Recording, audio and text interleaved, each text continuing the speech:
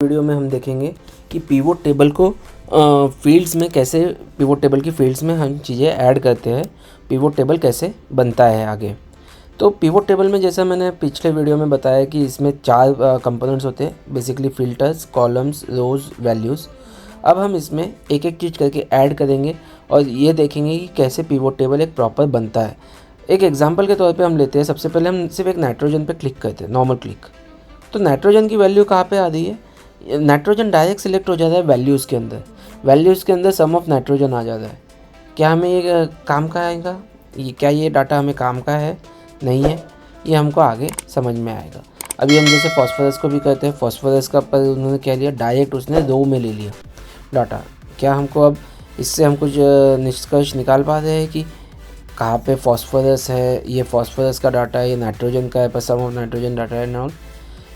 इससे हम कुछ भी निष्कर्ष नहीं निकाल पाते।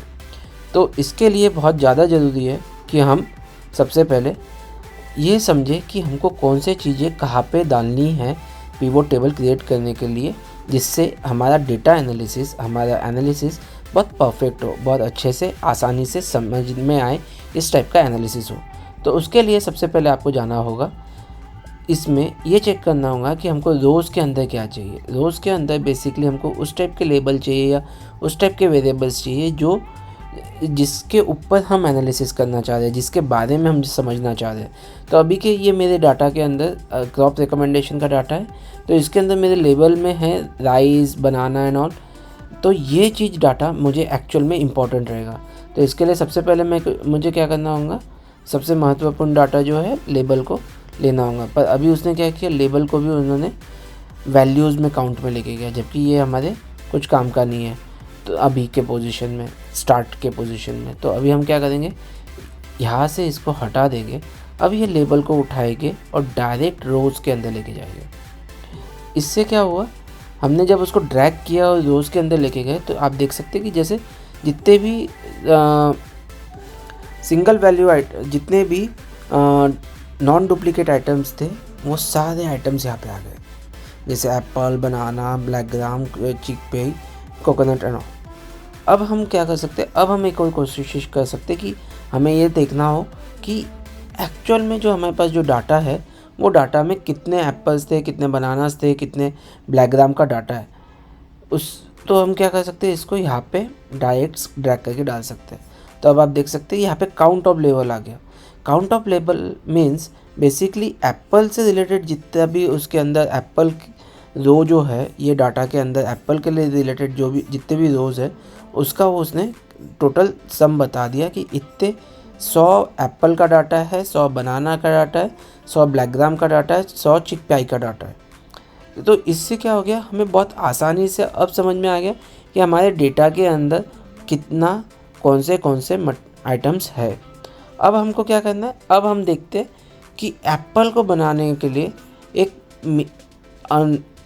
अमूमन कितना नाइट्रोजन होना चाहिए सॉइल के अंदर। तो अगर मैं यहाँ पे क्लिक करता हूँ और नाइट्रोजन को यहाँ पे ले जाता हूँ, तो अभी क्या हुआ कि इसके अंदर अब सम आया, सम ऑफ नाइट्रोजन आ रहा है।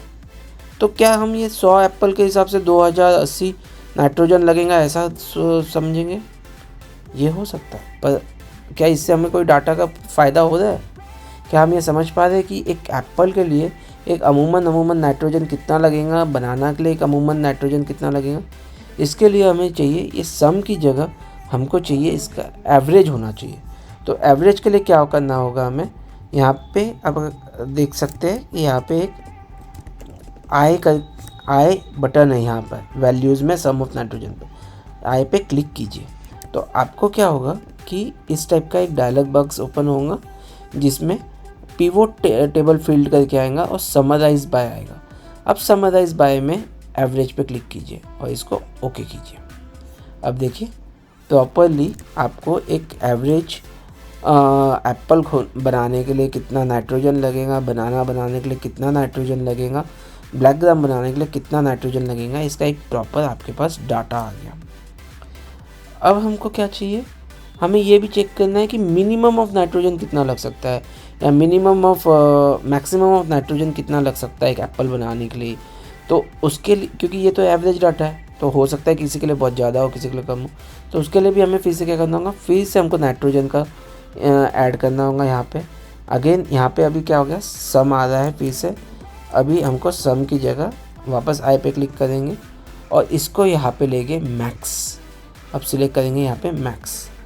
जैसे ही मैक्स सिलेक्ट करेंगे और ओके दबाएंगे तो यहाँ पे हमको डाटा मिल जाएगा, maximum of nitrogen required for Apple is 40, maximum for banana is 120, maximum for cotton is 140। हमको इतना नाइट्रोजन का एक बेस मिल गया। अब हमें ये भी देखना है कि इसमें मिनिमम कितना हो सकता है, मिनिमम ऑफ नाइट्रोजन कितना लग सकता है। तो मिनिमम ऑफ नाइट्रोजन के लिए हम लोग फिर से करेंगे, इसको फिर से एक बार ड्रैग करेंगे और इसको यहाँ पे वापस डालेंगे। अगेन यहाँ पे हम क्या करेंगे, वापस आई पे क्लिक करेंगे, आई पे क्लिक करके अब यहाँ पे मिनिमम सेलेक्ट करेंगे और यहाँ पे ओके दबाएंगे। तो अब आप देखेंगे कि इसमें मिनिमम ऑफ नाइट्रोजन भी आ गया। तो अब जैसे देख सकते हैं कि एप्पल में कुछ जगह के एप्पल बिना नाइट्रोजन के भी बन सकते हैं, पर बनाना में नाइट्रोजन, सॉइल का नाइट्रोजन मिनिमम 80 रहना ही चाहिए, तभी जाके वो बनाना पैदा हो सकता है। ब्लैक ग्राम 20 तक के तो मिनिमम रहना चाहिए और मैक्सिमम 60। अब जैसे आप इसमें देख सकते हैं कि कॉटन 140 तक के जाता है, पर बनाना में अगर 140 देंगे तो बनाना मर जाएगा। एवरेजली उसको 100 के आसपास चाहिए, मिनिमम उसको 80 चाहिए और मैक्सिमम 120 चाहिए। तो इस टाइप से एक छोटा सा हमने डेटा एनालिसिस किया कि एक नाइट्रोजन, हमारे पास कुछ फ्रूट्स के डाटा है, कुछ इसके, वो डाटा में हम ये चेक कर पा रहे कि कितना मिनिमम नाइट्रोजन लगेगा, कितना मैक्सिमम नाइट्रोजन लगेगा। ये एक प्रकार की केस स्टडी टाइप का हो गया कि जहाँ पे आप अलग अलग टाइप की केस स्टडीज़ को स्टडी कर सकते हैं, एनालाइज कर सकते हो और बता सकते हैं। अगर सिंगल डाटा देखते हैं अगर इसके अंदर, तो इसमें हम कुछ पहचान ही नहीं पाएंगे कि क्या हम सही लगा रहे हैं, क्या कहीं गलत लगा रहे हैं, कितना लग रहा है, कितना नहीं लग रहा है। एक एवरेज और ये मीन मैक्स का इसमें डाटा आता है।